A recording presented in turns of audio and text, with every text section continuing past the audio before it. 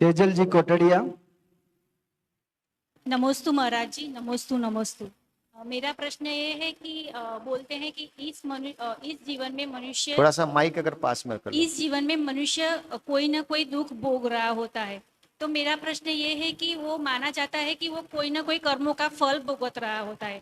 तो ये किस गणित से होता है? जैसे कि सब लोग बोलते हैं कि कोई इस जन्म का फल रहता है या कोई अगले जन्म का भी फल रहता है। तो वास्तविक रूप में क्या गणित रहता है वो दुख भोगने का?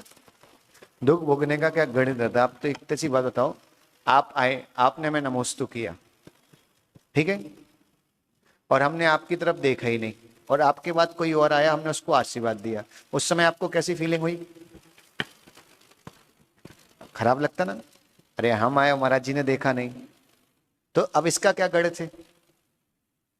तो ऐसे ही गणित है बहन, एक चीज याद रखना कि हम जैसा कर्म करते हैं वैसा ही हमें फल मिलता है। इसको ना कोई लिखता है ना कोई हिसाब रखने वाला है।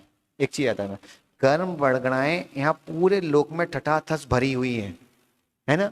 और जब वो कर्म बढ़गना, जैसे ही हम पाप करते हैं वो कर्म बढ़गणाएं हमारी आत्मा में चिपक जाती हैं, और जब ये उदय में आती हैं तो जैसे जैसे उदय में आती है वो छूटती जाती हैं, ठीक है ना। अब इसका सिस्टम बस ऐसा है कि कोई कर्म उदय में आएगा तो उसके कम से कम आप ये समझ लो कि 100 पीस होंगे। कितने पीस होंगे? तो पहले 1% पे, 2% पे, जब शुरुआत में कर्म आएगा तो धीरे धीरे आएगा, लेकिन लास्ट आएगा तो पूरा 100% आएगा। बस इतना अंतर होता है कि जब लास्ट होता है उसी समय हम गड़बड़ हो जाते हैं।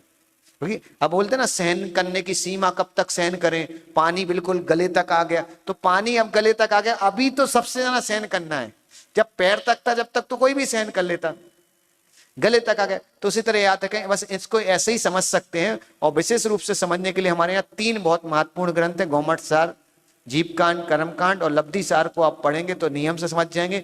विस्तार रूप से, सार रूप में तो इतना ही समझ लो कि हम जैसे जैसे कर्म करते हैं वैसा वैसा हमें फल मिलता है। अगर हमने किसी को सताया है तो हमें नियम से सताने रूप कष्ट मिलेगा, हमने किसी को पीड़ा दी तो हमें पीड़ा रूप कष्ट मिलेगा, हमने किसी के संतान का दिल दुखाया है तो कोई ना कोई हमारी संतान का दिल दुखाएगा या हमारी संतान हमारा दिल दुखाएगा।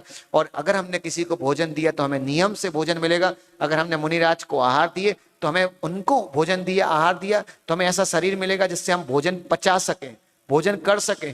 याद रखना, भोजन मिलना ही जरूरी नहीं है, पचाने की ताकत होना भी जरूरी है। कई लोग ऐसे हैं जिनके घर में घी के कंसरे भरे लेकिन खा नहीं सकते। कई लोग हैं जिनके पास शुगर, मिठाई की दुकान है पर मीठा नहीं खा सकते। तो पचाने की ताकत भी कर्मों के द्वारा ही मिलती। जैसे हम कर्म करते हैं वैसे ही हमें शक्ति मिलती है।